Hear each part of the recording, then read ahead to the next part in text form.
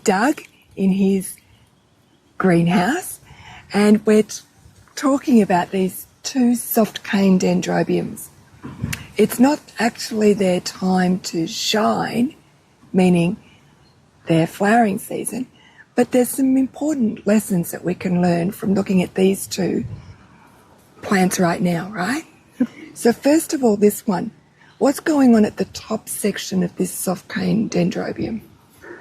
Yes, these orchids have two seasons, the growing and the flowering. So I start watering these about November, and this month, March, April, I stop watering until they flower. I know when they've terminated their growth that they're ready to have no water. They like to be kept dry. This one has got the leaves still growing up. It one has not terminated. I can still water and I can still fertilise this plant. Can I just take that from you? Hold on to that one. This one... Wait up, so that everybody's clear. Because we hear it a lot, and I'm sure a lot of new growers or, people like me are thinking, what are you actually talking about? See that top section there? And it's all new, right? That's what you're talking about, that new growth? Yep. That's still growing. That's still growing. Right. So when you say it's terminated, what does that term mean? That means that it's not growing any more leaves. From the top? From the top. Right, okay. Because I've heard that more than once at orchid meetings, oh, it's terminated, but nobody's actually ever clarified what that means. So soft cane, this is still growing, it's still growing. Yep. Right, now. This plant is terminated. You can see there's no more leaves growing. The flowers come from out the sides here. See those little ridges? That's where the flowers will come. Where? Just point it out again. See the ridge there? There. That there? Yeah. Okay. They're just starting to swell now. Oh, they are.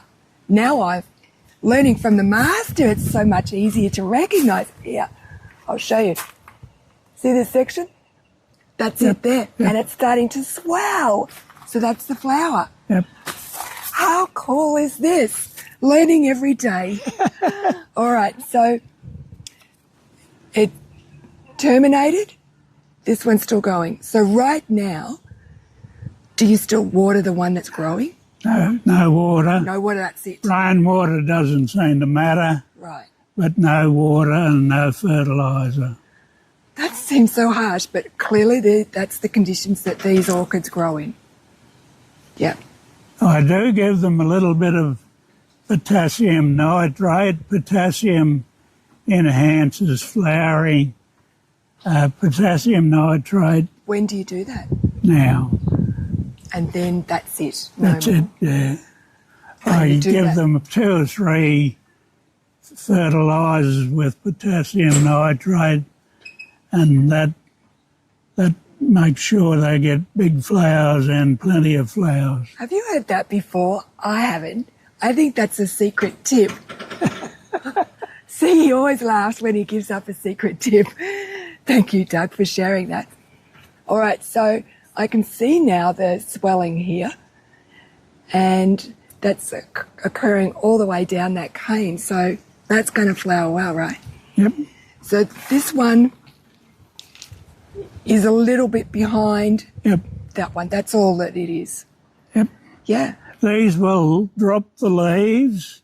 Okay. And flower. Right. So if you've got a soft cane dendrobium and you've never experienced the cycle before, when it drops its leaves, don't think that you've killed it. Because you haven't. No. It's normal. Some people stake these canes upright.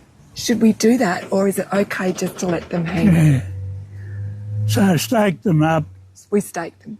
If you're showing them, probably remove the leaves, because that way you can show the flowers off a lot better. Otherwise, if you still got leaves on, you can hide the flowers. So there's another trick. But, Yeah.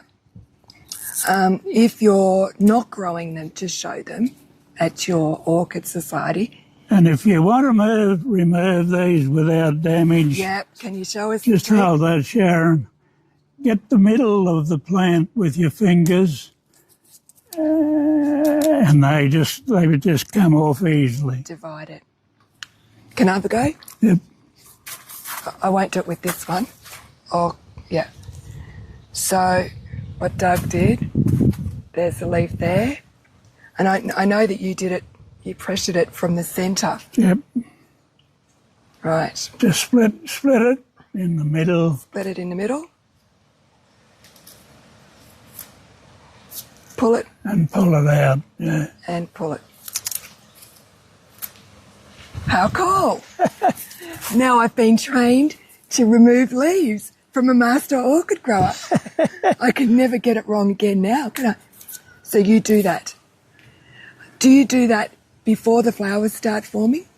Not really. You can do it before, but I normally leave it till the flowers come, because sometimes they'll only flower halfway, and Right. it doesn't matter to have a few leaves. There. Yeah, that's a good tip. So there you have it. Really, we've just spoken about preparing your soft cane to show it, where the flowers are going to come from, and how to recognise if the top has terminated. Yep. So it's not that once it's terminated, the cane's not going to get any longer. Correct? And they grow in such tiny little pots. Yeah, they like to be underpotted Yeah. And all these roots out here. and nice and healthy. Yep, no problems with that. Do we ever cut those roots off? Yeah. If you're repotting this type of orchid, I'd cut those roots off. Righto. I don't know whether you realise that roots that grow in a pot are different to roots that grow in the open air. This film on the roots is called velophyllum, and it's a different velophyllum for those particular roots. So it's no good getting those roots and putting them in a pot, because they'll eventually die. Okay. Yeah. So they're aerial roots. Yeah. Yeah. Yeah. Good advice. Or you may have already known that, but it's also good to hear it again as a reminder. Yeah. Yeah. There you go. Soft cane dendrobiums.